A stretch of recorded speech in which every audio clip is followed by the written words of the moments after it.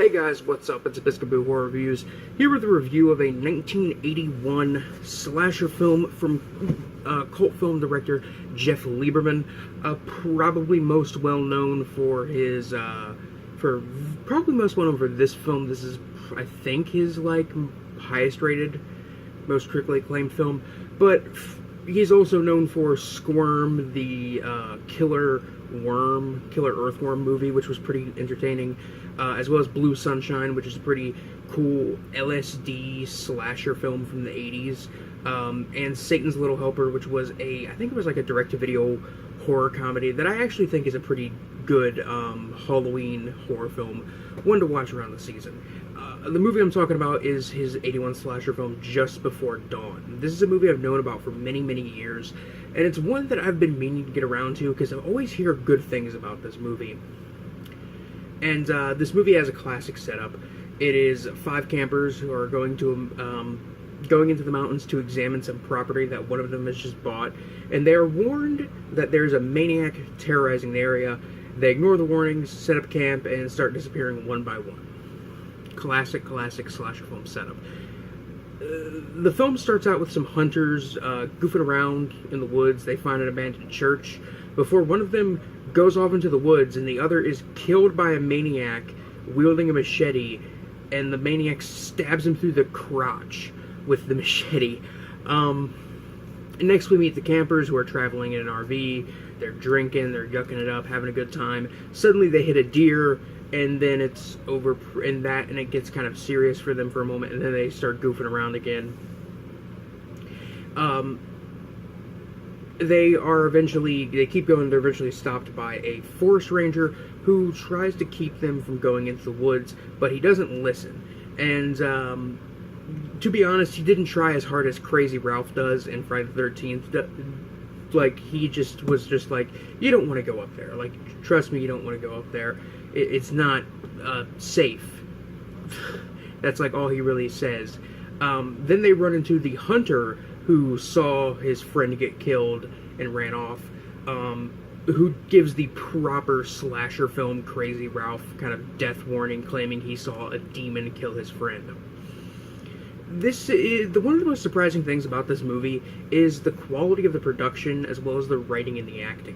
While not Oscar-worthy, everybody puts in a actually pretty good performance, which is something that is beyond, that is way beyond worthy of a slasher film, of your average slasher film, I should say. The writing is okay. I think the banter between the campers it was pretty entertaining and kept things at least enjoyable for the most part.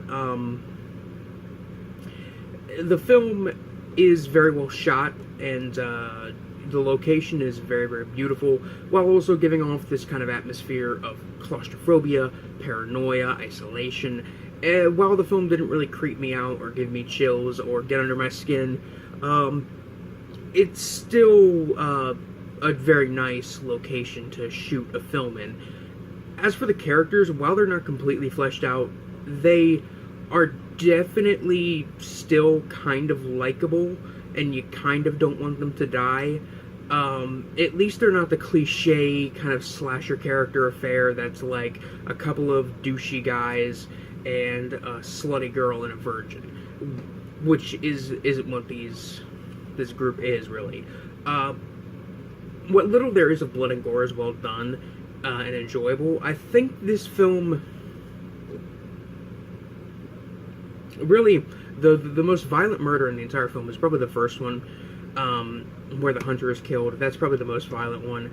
After that, there's another one that's a little violent, but really, for the most part, it's kind of off-screen kills and, pretty much bloodless murders. And I've got to say, while this film I think it's pretty enjoyable, and I think it is fun and entertaining and interesting for what it is, if it had some better music or better atmosphere, maybe a little bit of gore, this film would be way better. As far as pacing goes, this film does get a little bit boring and dull at times.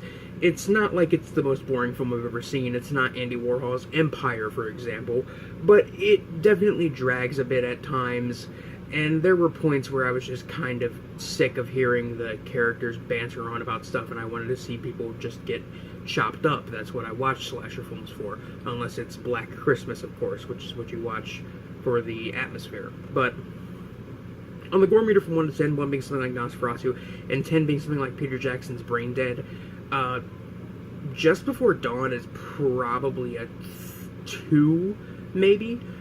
Maybe a 3. This is a very weak film when it comes to the gore. This movie pretty much is all atmosphere, and I'm sure if I were to watch this in like a dark, empty theater, it might be a little more atmospheric and creepy. But just sitting here watching it, it's really not anything too unsettling. Although this movie is actually, honestly, I'm not gonna bullshit, even though I just kind of talk shit about it for a bit. It's a pretty interesting, semi-forgotten kind of early entry into the backwoods slasher genre. A genre that would later go on to give us really terrible stuff like Wrong Turn, for example. I would say this is an example of how you can do a film like Wrong Turn just right. It's interesting, it's well done, the characters are semi-likable, it's enjoyable for what it is, but not the most enjoyable or fun slasher film I've ever seen. If I had to give this one a star rating out of 5, I'd probably say maybe a 3, 3.5. It's very, very solid, very entertaining. Not very entertaining, but very interesting and engaging. The characters are likable. The banter between characters is pretty interesting. The killers are pretty interesting, although we don't get enough of them, which is kind of sad, to say the least. But it's a film I could recommend. If you're a fan of the slasher genre, if you're big into the genre, looking for kind of semi-lesser known gems, this is definitely one to give a watch.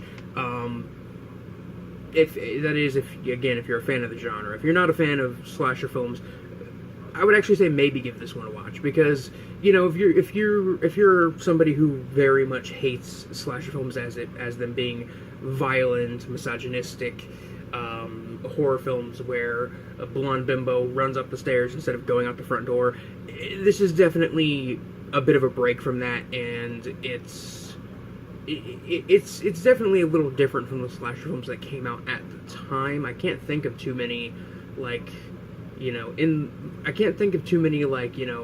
outdoorsmen and or country yokel kind of in the woods slasher films that aren't the usual answers.